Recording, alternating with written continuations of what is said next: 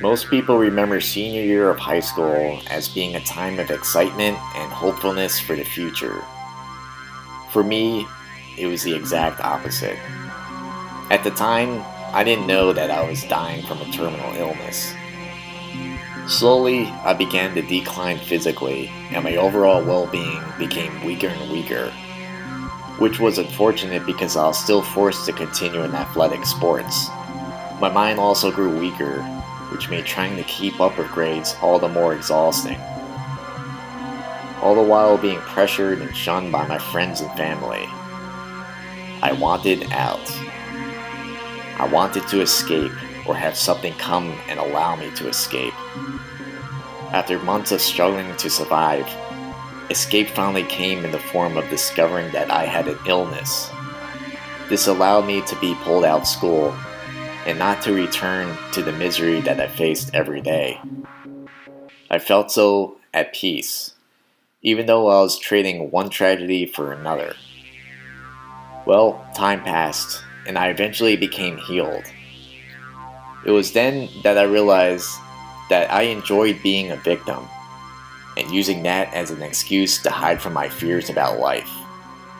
My form of escape was only temporary.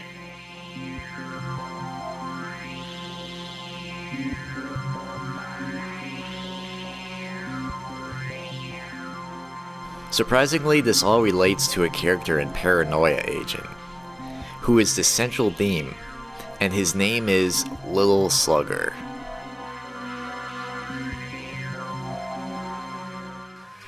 For those who have never seen Paranoia Agent before, it's a 13-episode series directed by the late and great Satoshi Kon, who was responsible for such classics as Paprika, Perfect Blue, Millennium Actress, and Tokyo Godfathers.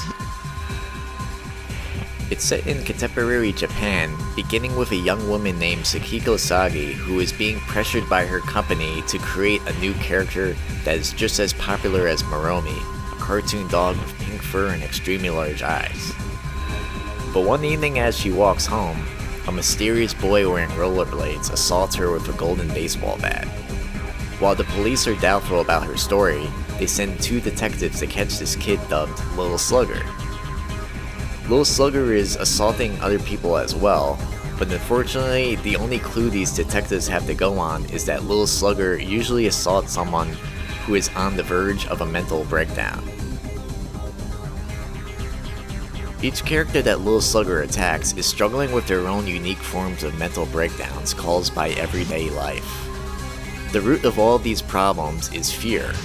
This inability of the characters to deal with a present circumstance causes them to look for something that will alleviate their problems, whether it be something as masochistic as Little Slugger or deceptively comforting as Moromi. But what it all boils down to is repression and its consequences.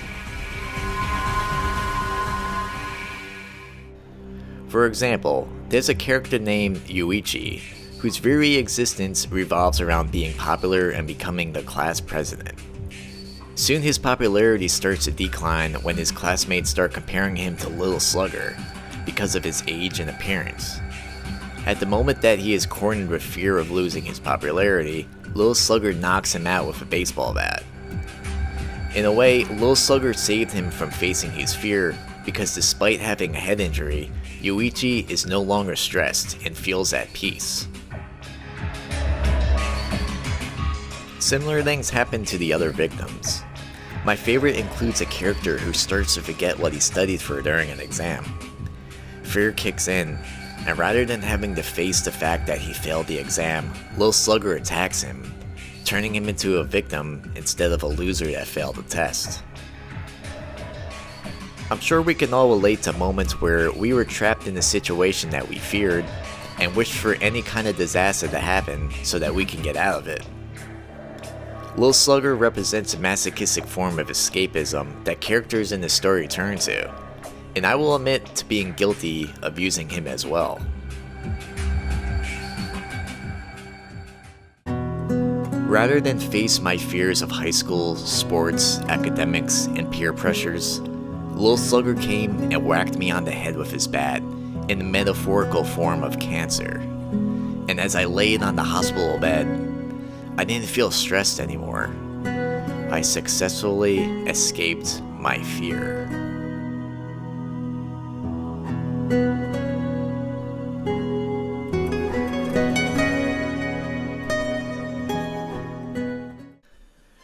The next part contains spoilers, so if you haven't seen this series yet, I recommend doing so.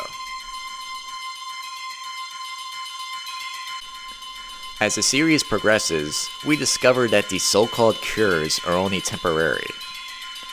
This in turn causes the fear to return, and Lil Slugger feeds off of these fears until he nearly consumes all of Japan. Whether or not Lil Slugger is real is debatable, but the show implies that he's a psychological demon created by Tsukiko's guilt. The guilt was created from failing to take responsibility. This failing to take responsibility is greatly foreshadowed in the opening scene to the series, where there's a montage of people coming up with excuses as to why things are not their fault. As for what Tsukiko's guilt is, it's not till the ending that we learn about an incident in which she was responsible for her dog's death when she was just a child. But instead of taking responsibility for it, she blames it on Little Slugger. Her dog's name was Moromi, the name she later gives to her creation.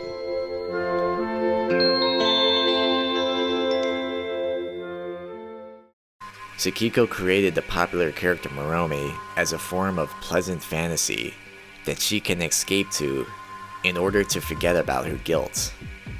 With its cuddly and innocent appearance, Moromi has the same pleasant effect on others, creating a fantasy world to escape into. Tsukiko's company starts pressuring her to come up with another hit character like Moromi, but being unable to, she becomes overwhelmed with the fear that she may lose her fame, and Lil Slugger attacks her, and she once again used him as an excuse to hide from her troubles. But because she was so famous, the image of Lil Slugger spread into the unconscious of the millions who heard the police report. This causes mass hysteria and even copycat incidents, and is very representative of today's media using our irrational fears against us. There's even a clever shot in the first episode with the news being played upside down, showing us an inversion of the media's role that used to be to inform the public.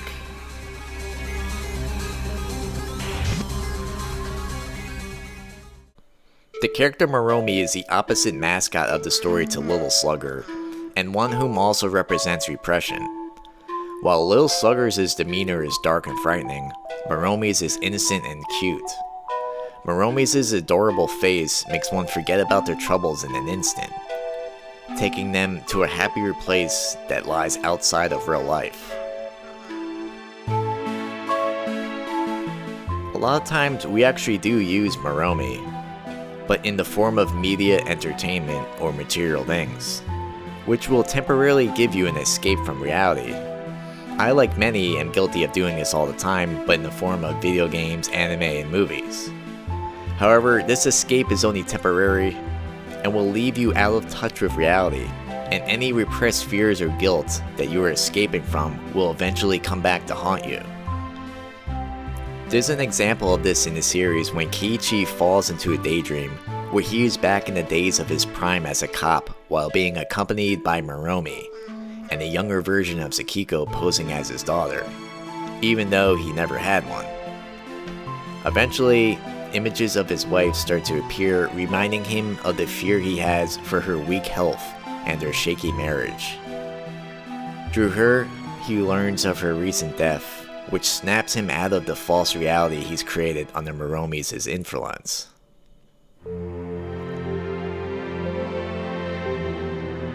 Moromi and Lil Slugger both promote repression differently, but they are similar in that they both feed on the fears of people to sustain their existence. In order to defeat them, one would have to eventually face one's fears, and this is by no means easy. I would much rather live life in escapism, rather than the world that's filled with misery and responsibility. But living that way doesn't defeat your fears, it only represses them, creating a psychological demon that will keep on getting stronger. I ran from my fears in high school, and when it was time to face my fears, I ran again. But after that was when I realized that this fear would never go away on its own. Accepting and acknowledging my fears and guilt was what was able to allow me to move on past them, just like the characters at the end of this series. For Keiichi, it was the love of his wife that gave him the courage to realize the truth about Little Slugger. Mitsuhira decided to take the path of the spiritual warrior, allowing him to confront Little Slugger on the physical and psychological level. As for Sakiko, it was accepting the guilt of her previous actions, and that was what ultimately destroyed her inner demons. It's so common today to see people make excuse after excuse for mistakes they've made, sometimes even blaming something that doesn't exist. Perhaps the root of all this is creating a fantasy that is better than the one that is real. It goes even deeper when you see how pretty much everyone uses the media as a form of escapism. The question you have to figure out on your own is whether or not you were escaping something that you were ashamed or afraid of, and whether or not you were repressing negative thoughts. Unfortunately, these repressed thoughts and fears eat at you over time. They were never truly gone until you acknowledge them.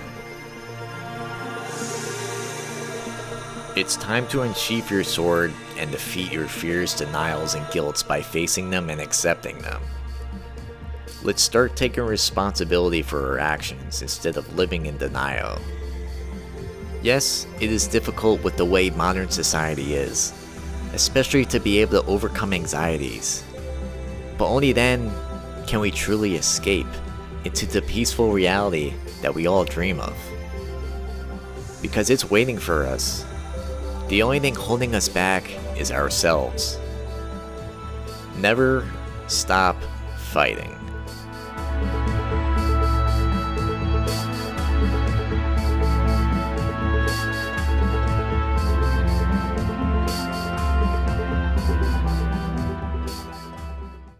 Oh, and a little escapism every now and then isn't such a bad thing either. Thanks for watching, and let's all move on past our fears together.